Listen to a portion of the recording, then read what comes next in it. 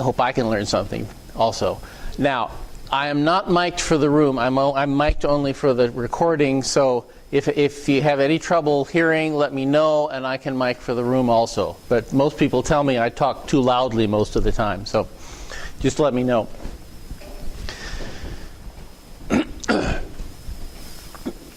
Okay, this is the Okay, now this is a reprise. I gave a talk 2 years ago about scientific computing in general, what it is, and it ended up mostly a discussion of floating point numbers, what they are and how they work. And I opened it with this same set of 2 slides. Richard Hamming, a long time ago, wrote a very good book, Numerical Methods for Scientists and Engineers. And much of what you'll see is taken from that book, plus some from other sources. There's a really good website from NIST, for example, National Institute of Standards and Technology, that has a lot of good information too. But the main points that he made 5. I'm going to put up 6 because item 0 is what is a number, and I'm going to turn this around so I can be out here.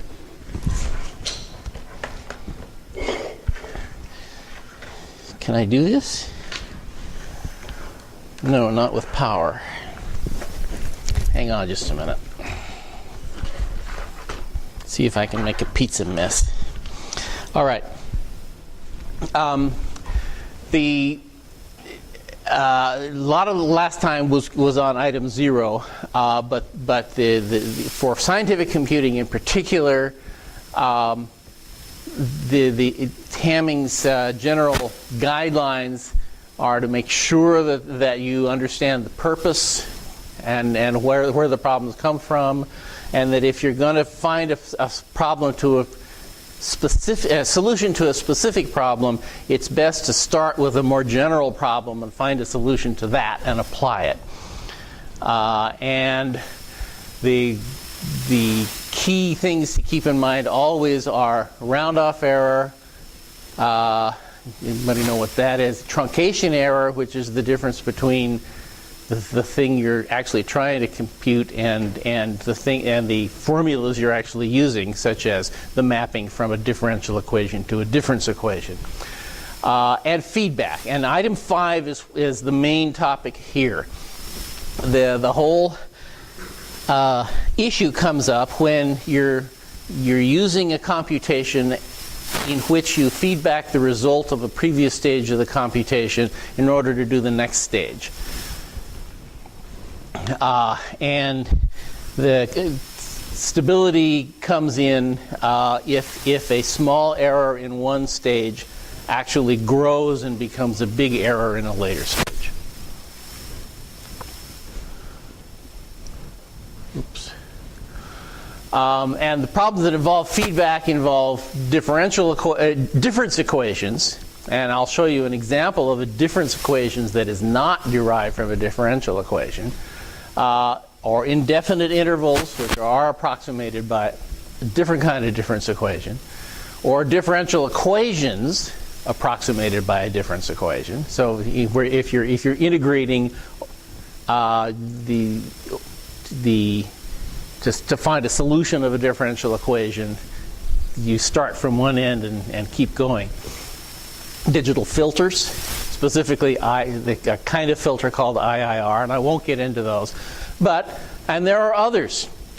Who has another one on mind? We ran into them a lot with linear algebra, trying to find solutions to for physics, inflation, and things like that. Yeah. And when we iterate for them, especially because you're dividing by the difference of two numbers, and then that feeds into something else. Yes. Right. If you have linear algebra, particularly if it's a very large system that you're trying to solve, the way that you solve it can be, even if it's technically correct, there are some ways that are more stable than other ways of getting to the answer. So errors can creep in or not creep in and grow. Yeah, yeah. Well, that's basically what stability is about. When do you see the butterfly effect? When some little thing happening causes.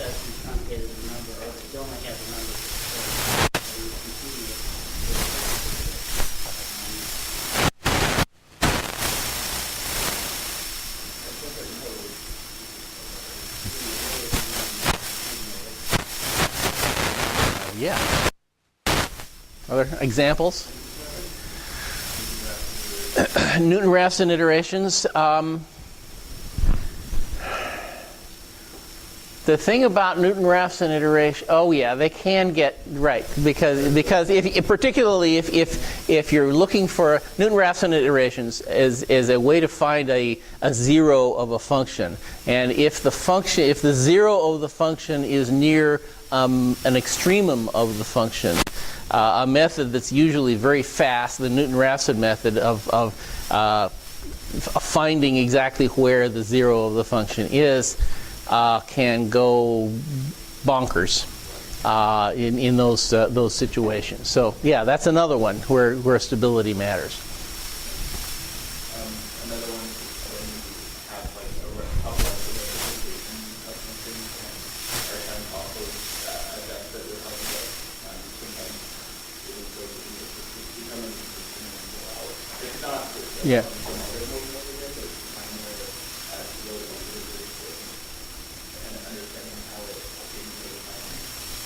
Okay, it's a particular kind of linear algebra where you have a topless matrix. When you're doing modeling. Yeah. Right. Topless matrices are used in designing filters, for example, and how you do it depends, makes it stable or not. Okay, but yeah, there are a whole lot of examples. So I'm going to start with an example of how to compute spherical Bessel functions. Now, it's an example that actually is near and dear to my heart because it's a problem I need to solve right now. So it helps if I can kill two birds with one stone. And here's the basic problem. The Helmholtz equation, which is after you take the time out of the wave, you start with the wave equation, you take out the time aspect of it, and you end up with the Helmholtz equation, which is del squared. The Laplacian operator is basically a three-dimensional second derivative operator in spatial coordinates. And it's basically the wave equation for one frequency. And where k is the wave number, and the problem I'm trying to solve is a scattering problem. You have a medium that is either constant in its properties or relatively slowly varying, and there's something in there that scatters sound. In my case, it can be radio waves. It can be subatomic particles. If you're doing it, it's all wave equation. Wave equation is the wave equation is the wave equation, and it applies in a lot of different fields. So and they all have some sort of three-dimensional or scattering problem. Sometimes it's less than three-dimensional, but in this case, it's three-dimensional. Where you have a region, you have a scatterer, which is something that's relatively small or operates, it's at least bounded in its size. You have a region outside that where it's a pretty good approximation to approximate the medium as uniform. And then outside that is the rest of the medium, which is not necessarily uniform. But in that intermediate stage, you can treat the medium as uniform and use a multipole expansion of the field around this scatterer. And when you do that, You express the Helmholtz equation in spherical coordinates and instead of in Cartesian coordinates. And if you do that, it's separable into a range-dependent and direction-dependent parts. Now, our interest here, we're going to talk about how to compute spherical Bessel functions, and those are solutions to the range-dependent part of this wave equation, of the Helmholtz equation. So, and then the equation that needs to be solved is the spherical Bessel equation, which is a second-order differential equation. N, in this case, turns out to be an integer, and that's the separation parameter, if you know how to do separation of variables in calculus. And there's a solution of these for every integer n. So it's a family of functions. And where this z is kr, and k is the wave number. How many waves can you fit in a meter? Times 2 pi. And n's an integer. Okay. Second order homogeneous, meaning there's nothing on the right-hand side here. For this, it's describing the empty medium outside where the scatterer is. And so it's because it's second order, there are two independent solutions, and any solution is a linear combination of those two. Now the standard pair, and there's several different standard pairs, but one of the standard pairs that one can use is the first and second kind. The first kind is regular at the origin. It has finite value, or most of them go to 0, all but n equals 0. And there's the yn, which is a spherical Bessel function of the second kind, which has a pole as it approaches the origin of order n plus 1. Okay, this is all just background. This is why this is where spherical Bessel functions fit in. But now the computational problem I'm going to be discussing is I need to compute both jn and zn for the same z, and for all values of n from 0 up to some rather large value that's larger than z.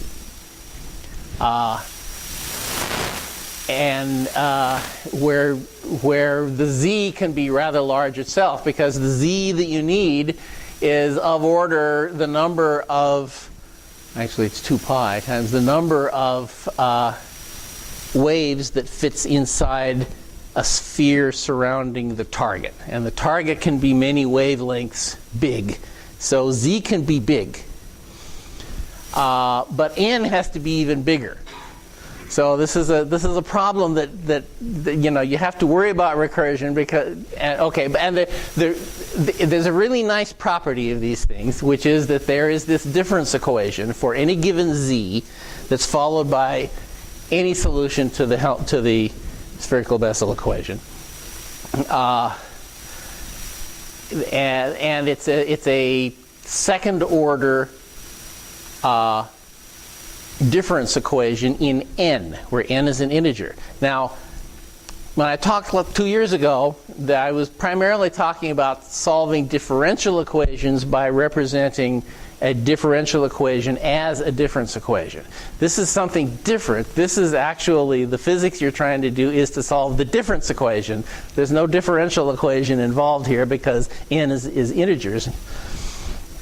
And fortunately, we also have explicit formulas for the first two members.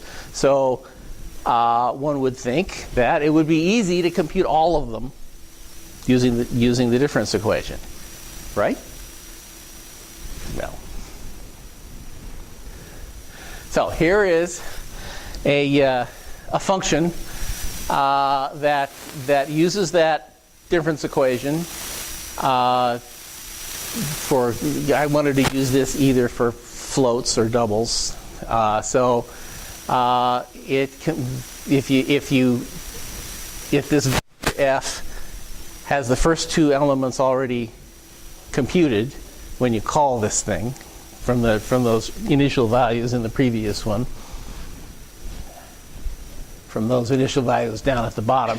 Don't look too closely at these initial values, by the way. These are not these are very bad formulas to use when z is small. There's a huge round off particularly in the J1 and Y1. So don't use these when z is small, but I'm glossing over those. There are other ways to get these first two values when z is small.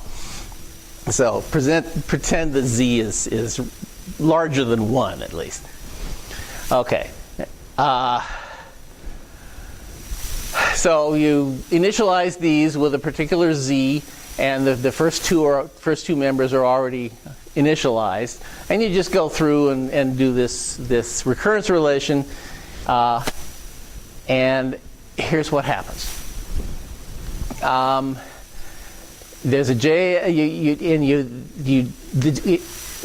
jn and the yn differ really only in how you compute the first two values, and then the equation for getting all the rest is the same. So essentially it's a boundary condition at n equals 0 and 1. So what happens is, and if you look at the corresponding graph in Abramowitz and Stegan or any other thing book about elementary functions or higher mathematical functions, you see that up to about 20 or so, it's going to look just like those. The yn, by the way, this is for a z equals 10.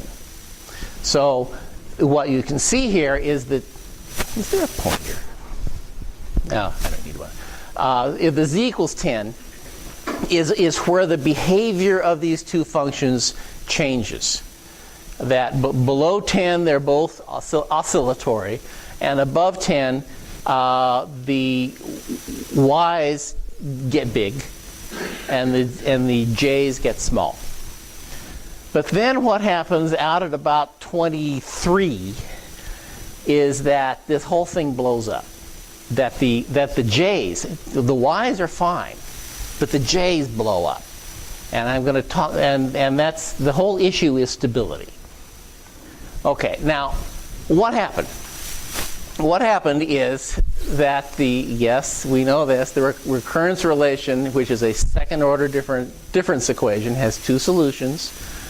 For n greater than z, now in this right hand part of the diagram, more than 10, y grows with n, whereas j shrinks with n.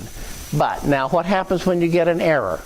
Is you get a little round off error somewhere in that process. What you get from then on, even if you have error only at one point, what you have from then on is not jn, but some linear combination of jn and yn, with some little coefficient in the front of the where the coefficient in front of the jn is going to be near 1, and the coefficient in front of yn is going to be quite small because it just comes from this round-off error. But sooner or later, because jn is growing, even though the coefficient in front is small, it's going to overwhelm the one that's the jn, which is shrinking. So sooner or later, the growing solution dominates the shrinking one. And the solution is you can apply the same relation backward. Now, if you do that, the starting value doesn't matter much after a few iterations because, to within a scale factor. Because now if you're going backwards, the jn, which is the solution you want when you go backwards, is the dominant one. It's the one that grows as you go from large n down to small n. So, and then once you get down to the bottom, you can use the known answer at J0 to renormalize the whole thing and everything that you've already calculated.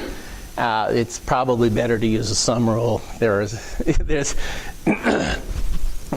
particularly if you happen to be near 0 in J0, and it won't work. But the simple way is to renormalize it to J0. If you read Abramowitz and Stegen, it gives you a better thing. But anyway, here's the simple way to do it. Backwards. This one is for backwards recurrence. Now this time you just need to set J0 into the first one, which gets saved. It gets set aside where you see F0 just sets it aside so it doesn't forget it. And then it goes backwards and it sets off of some very high n max. It arbitrarily sets the top one to 0. And the one below that to some small number. It could be 1 if I didn't worry about overflow. But you know, some arbitrary number. And then you iterate back. And when you get back to 0, you compute the ratio and then renormalize everything else. Clear? So here's what happens. Yeah, this is the same thing, Jn of 10. This is still for z equals 10. It's all the same except the red curve is added, and now it actually does the right thing in reverse. And we are fortunate here in that J0 is not 0. So the whole renormalization thing works, as I've said. And this is very accurate. I checked the answers from this against the tables that are out to quite a number of decimal places that you can find in reference works. And these are actually the right answers. The red one. Okay, now how do we generalize this? It's a second order difference equation. 2 starting values yield 2 independent solutions. If you generalize it, you can have order n starting values, which would mean there would be n independent solutions. So if there were n plus 1 terms in the difference equation, that's order n. But if any of those n solutions grows relative to the one you want in the direction that you're iterating, that one will dominate. Doesn't matter what your starting values are at that point. Eventually, if you go far enough, the dominant one will win.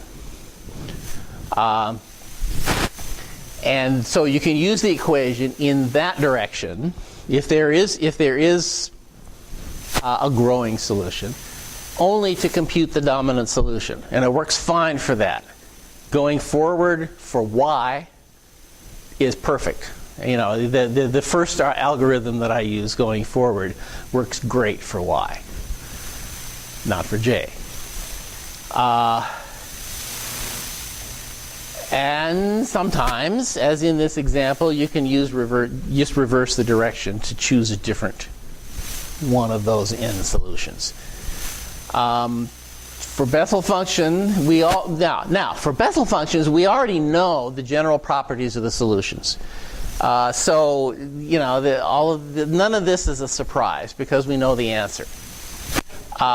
So how can we generalize this idea to use with other kinds of difference equations in those other iterative problems? Okay, there's the same equation again. The observation is that for large n, which is where the problem comes in, that factor that's multiplying f sub n, the middle factor. I turned it around just to make it, just because I wanted to. The middle factor there has this coefficient that depends only rather weakly on n. For any small region around some n, that factor in front of f sub n doesn't change a lot. So we can learn about the local behavior in this region by treating it as a constant. So we generalize, and I'm going to simplify the notation xn plus 1 plus b xn plus c xn minus 1, where in this case b is this factor 2n plus 1 over z, and c in this case is 1, but I wanted to be general. And it turns out that a difference equation with constant coefficients has solutions of the form a to n. It's real simple for some constant a. So if you substitute that solution into the difference equation, you get what's known as the characteristic equation.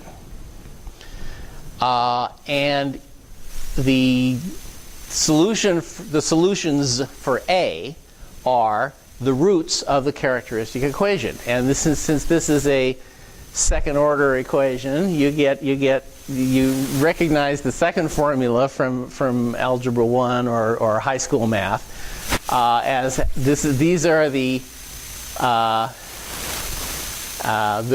roots of a quadratic equation. Now you can think about what the local behavior is actually going to look like.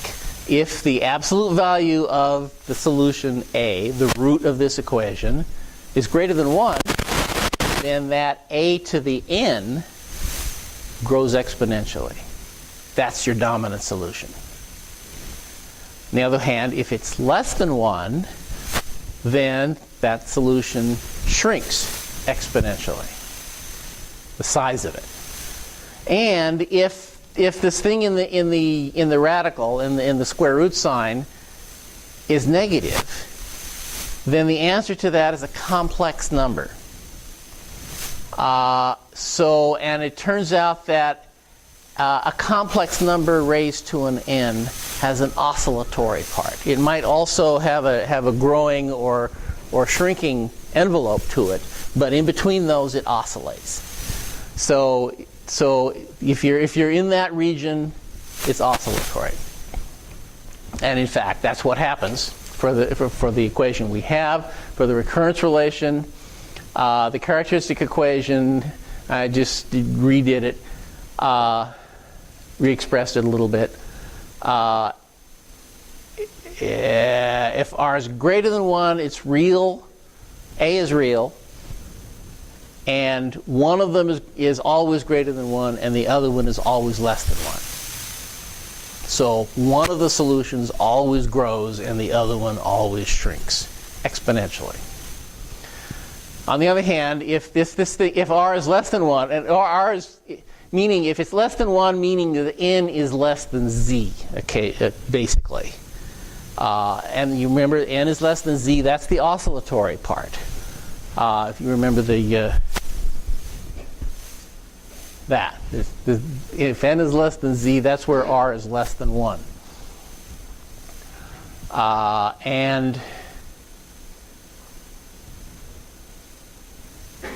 So you can re-express it. So you can make it a cosine of some angle. Just map a to phi to this angle phi, and what you get is that the answer is the two answers that you get are e to the I phi, e to the minus I phi, both of which are purely oscillatory. They're neither growing nor shrinking, so they're stable and oscillate. So our y's and j's locally look like a linear combination of those two solutions.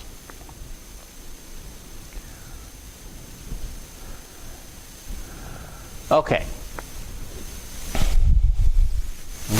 I'm at the end early here. Now we're going to go to a different problem, which is a first order ordinary differential equation with an initial condition. It's just y prime equals n equals f, basically, and with some initial condition. Now, last time, 2 years ago, I presented an example which was a second order ODE and showed that that if I use a particular choice of the predictor part of a predictor corrector algorithm, it was unstable. But I stopped there and didn't show you why it was unstable. I just demonstrated that it went off into space. Now the general solution, I'm going to choose a fourth order solution, and the most general fourth order difference equation looks something like this. It's not a fourth order. Yeah, it is a fourth order difference equation as written here. And you just take some linear combination of the previous 4 solutions that you've got and add some other combination of the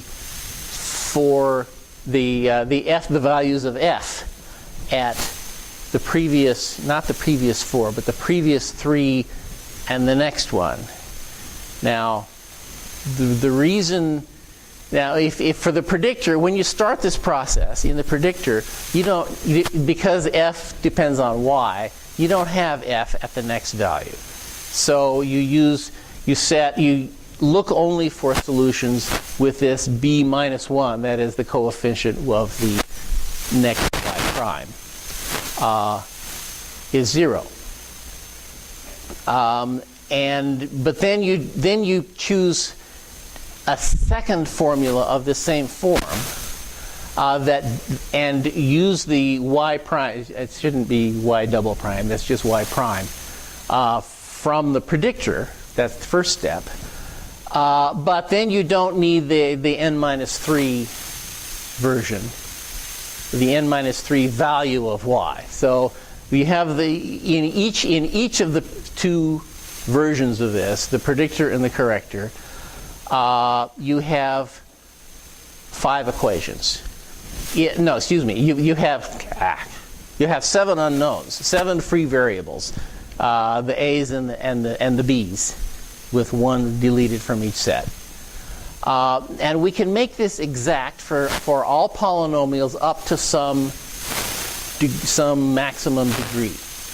And because we've got 7 unknowns, or 7 unknowns, we can have at most, we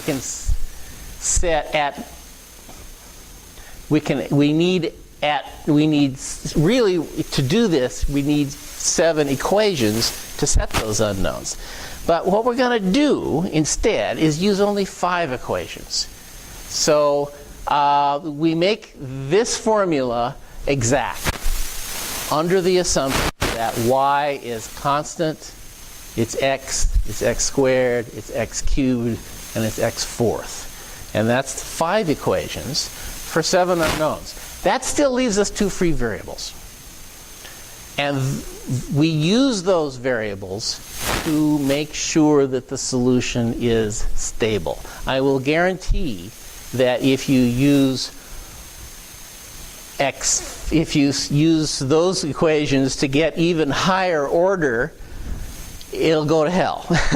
it will be guaranteed unstable. So you have to have a couple of extra parameters at your disposal to make sure that that your solution is stable. Now I showed you the characteristic equation for a difference equation. For the homogeneous difference equation of the simple form that we use for the Bessel function. It was real simple what that characteristic equation looks like. It's a little more complicated for the more general difference equation that's meant to approximate this differential equation.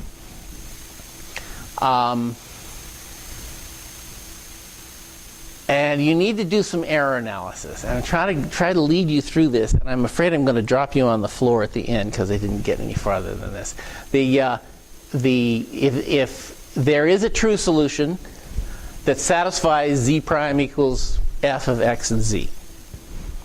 There is also a solution of which we're going to call y, which satisfies the difference equation that we're using to solve this, once we've chosen our a's and b's.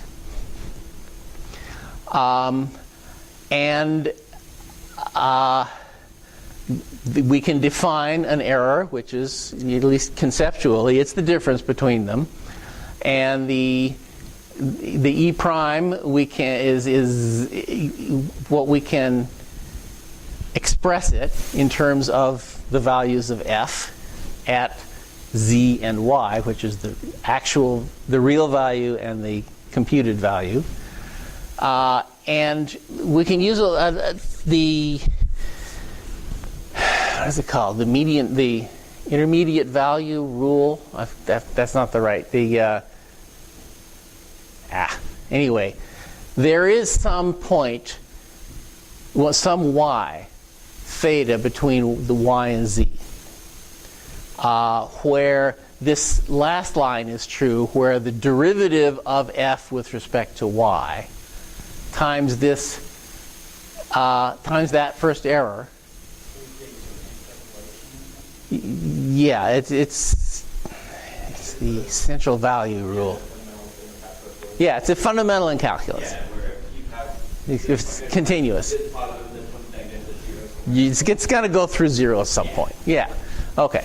And then so there is, and we're going to call that derivative a. And the reason we're calling it a is that sooner or later we're going to assume that it's constant. that if in fact f depends strongly on y in a small area, and we're still looking for local answers. Now I'm getting ahead of myself. Okay.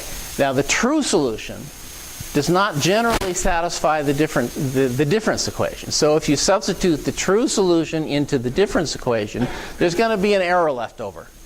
And that's this e. So we've got epsilons up here, that's the error at each point, and there's this e, which is the error in that happens if you substitute the true solution into the difference equation. Okay. Now if you subtract those, you get a very similar difference equation in those epsilons and e's. Okay, now this is the basis for the characteristic equation. So we're interested. We want to know how these errors behave locally around any particular solution. So for that purpose, we assume locally that a and this, which is the derivative of the right-hand side with respect to y, are constants. So what you get is a difference equation in the epsilons with constant coefficients. Voila. A difference equation with constant coefficients. We know the solutions. They're of the order, I switch notation on you again, rho to the n, because I already have a's. This is only an hour and a half old.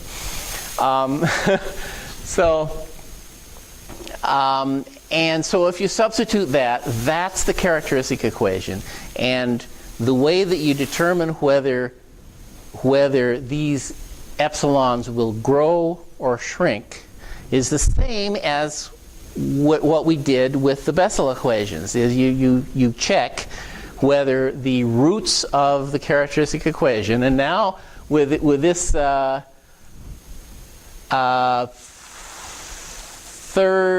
this is a third or fourth order difference equation, because you've got either 3 or 4 earlier values of y. No, in fact, it's fourth order in each case, because for the corrector you've got the next value of y prime, and that makes it fourth order. So you have 4 different solutions to the characteristic equation in general, and the trick is to adjust the the two remaining parameters that are not set, the A's and B's, and it would that book just set A1 and A2 as the parameters that are left free, and we have the equations that make the difference equation exact for polynomials up to x to the fourth. With the two left over are the two that you adjust to make sure that all of the roots are either on the unit circle, because they're in general complex. They're either on the unit circle or inside the unit circle. And if they are, and you can map in that book. There's a plot that's A1 versus A2, and you can map out a region where things are stable, and there are advantages to being in different parts of that region, so that there are a whole lot of different sets of A's and B's that optimize. One of them, stability isn't everything. There's something that's called noise amplification factor, so that if any of those A's are large compared to 1, then even if it's unstable, so that it doesn't grow, then just having a large value to any of those makes it grow linearly now, not exponentially, but it's still not a good thing. So stability is not everything. There are also other error terms, and there's what that E is matters. So you can play lots of things against each other, which is why there's no one answer to this. Is that it depends on the characteristics of this F function, which one you might choose. And there are, maybe half a dozen standard predictor-corrector pairs in the literature, with names like Adams, Bashforth, and Milne, and a bunch of others, that play one characteristic against another. And those are just the only difference between those two is different choices of A1 and A2, given that everything else is fixed or expressed in terms of those A1 and A2.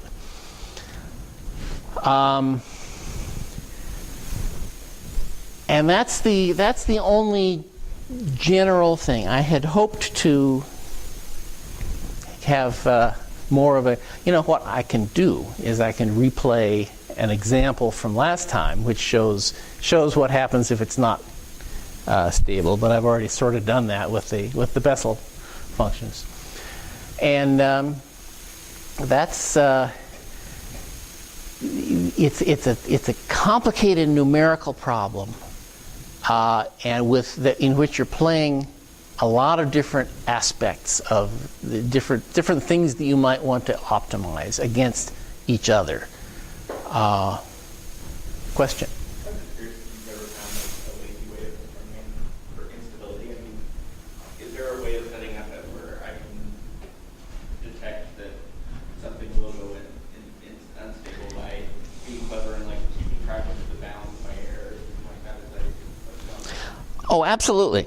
There's an easy way, which is to try it.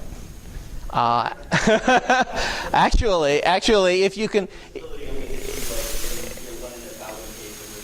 Well, it's in this particular case where you've got a fourth-order difference equation.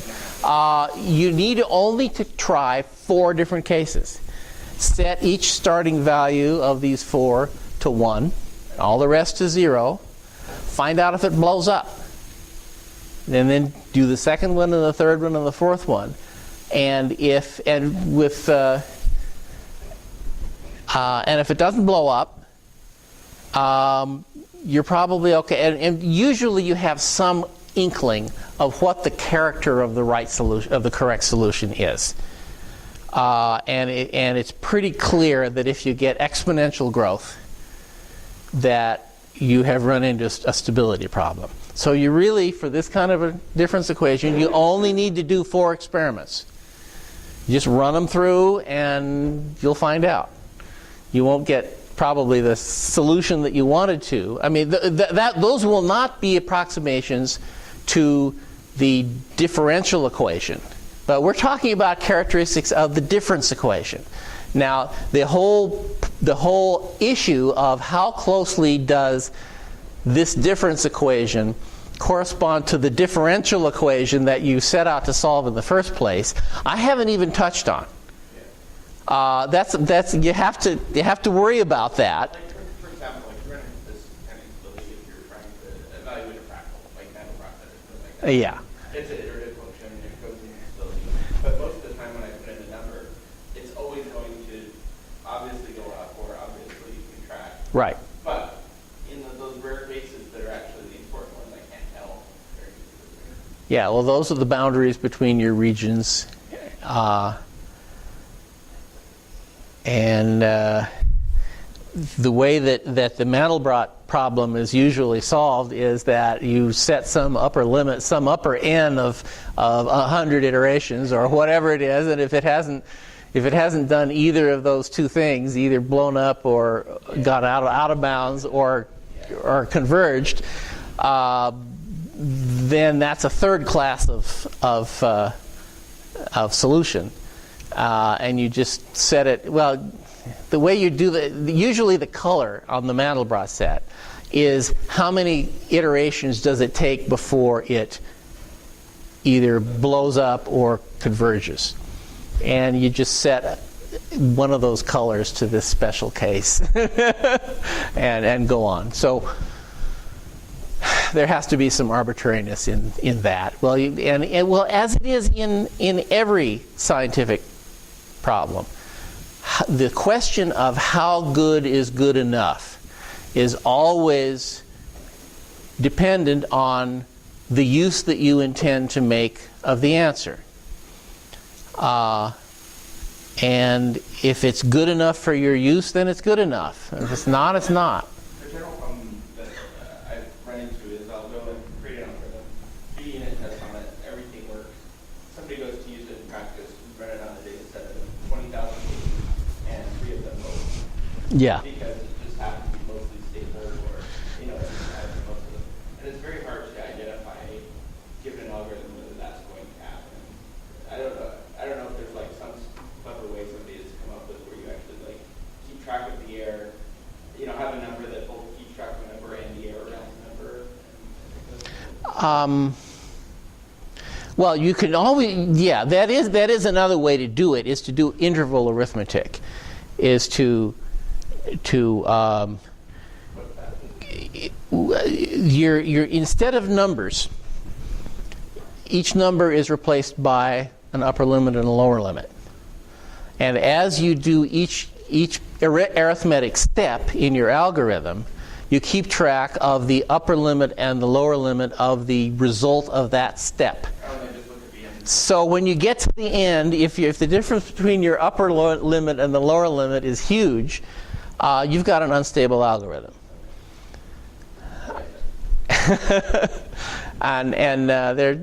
It's actually pretty powerful to use interval arithmetic there, and you can do it particularly in C++ because you can use template. The t that was in my other algorithm can be replaced not by floats or doubles, but by interval, which is a pair. And then you go through all of the arithmetic, and each step gives you another interval. So that's one way to take care of that.